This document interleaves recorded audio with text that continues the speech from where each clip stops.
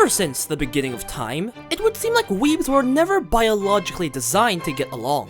In the history of weebery, there has been many wars such as anime readers versus manga readers, 14-year-olds versus Discord mods, and perhaps the greatest one of all, whether a boy is top or bottom in yaoi. Despite none of these actually ending under the Please Respect Opinions treaty that everyone ignores, there has been a secret war going on that's not discussed by many, yet very relevant to our community. While no large-scale battle has broken out, it is clear that these two great factions will never understand nor bow to the other side.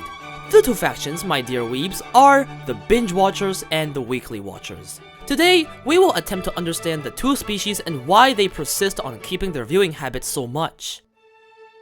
On the binging side, the people argue that having to wait weekly ruins the experience. Why would you end a night when the fun was just about to start on 12 separate nights, when you could just go ham on a single night and absorb more alcohol and dopamine than your body should physically be able to handle? The binge watcher questions the opposing side's way of consuming media, and wonders if they're really happy with getting a half-assed cake every week before their wedding instead of actually having a full wedding cake.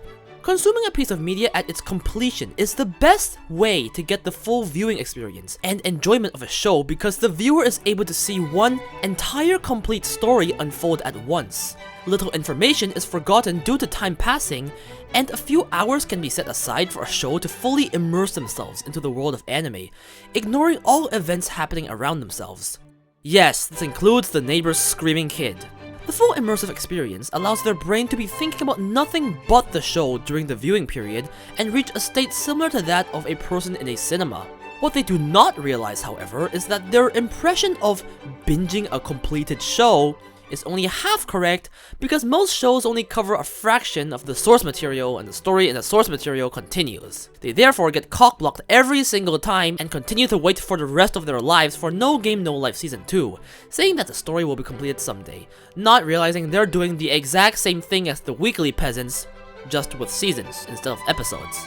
Though undeniable that this long viewing time may allow for a long immersive experience, they struggle to understand that not everyone feels the want to strangle the screen as if it were Justin Bieber every time the episode ends on a cliffhanger. When attempting weekly, they get extreme dissatisfaction whenever an episode ends, and realize that the next episode button does not exist. They then open 100% of their brain and realize that the weekly fuckers are the people that secretly love the orgasm denial tag. Now, all of this might have been alright if it were simply a matter of preference, but whenever they see a fucking spoiler of an anime on Twitter that hasn't finished its season, they revert to cavemen and swear revenge on the user and their entire family. If scientists ever wanted to run experiments on angry people, all they'd have to do is show an image of a currently airing anime with an emoji and watch the magic begin. On the other side of the war is the weekly faction, with the patience of a 3-year-old. Why would you wait for something to finish when there is content you know you'll enjoy and is available to be consumed? Why wait for all the other dishes to arrive before starting your meal? If something releases, watching it immediately is proof of enjoyment and love towards the show. It shows the excitement the show can bring a person weekly, and these measly 20 minutes could even make your day if the episode was just that good. If you find yourself hesitating to watch the next episode a week later, then that just probably means that the show is not for you and dropping it can be considered. Unlike the binge watcher who sets time away to binge an anime for the weekly watcher can very easily be dropped, especially in the first 3 weeks, if the show is unimpressive. This is the complete opposite to the binge watcher, who is in the neighboring room still trying to convince themselves that Ero Manga Sensei is a masterpiece and will get better after episode 4 just because they saw the title of a Giguk video. A show, especially a shitty isekai, can also be picked up and enjoyed far more immensely, as no actual immersion is needed when consuming cardboard, and it is instead used to enjoy lunchtime at the office with some harem titty action. The weekly viewer looks down on the binge watcher in superiority, as their opinions are the ones that dictates the general consensus of a show, which influences the binge watcher's choice of show at the end of a season.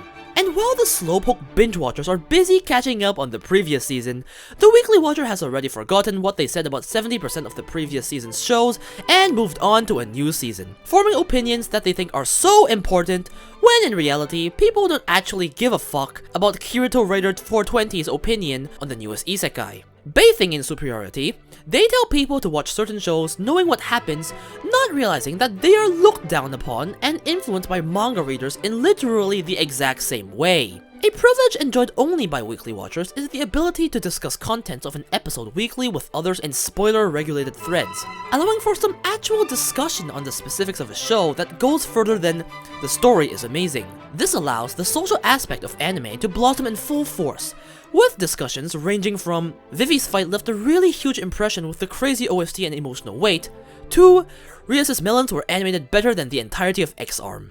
Always chasing the newest anime available, the impressive shows every season give them something to look forward to every week, degenerating their brains to think about anime 24/7 and become a full-time working weeb. Working with their dick, that is. As their Art of War motto goes, "If it ain't new, I say fuck you."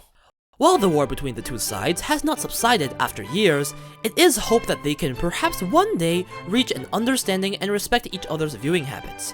This kind of hope, however, has never actually come to fruition on the internet, so experts do not actually expect this war to end until the extinction of mankind. But even if all of us can't get along, perhaps the person narrating this could set a good example and act like a respectful adult. The opinions in question: "Fuck you! How dare you judge the show I followed religiously weekly? Oribo is a 10 out of 10, a masterpiece! You don't deserve incest!" Thank you so much for watching this video. If you enjoyed and want more anime and memery content, then be sure to subscribe.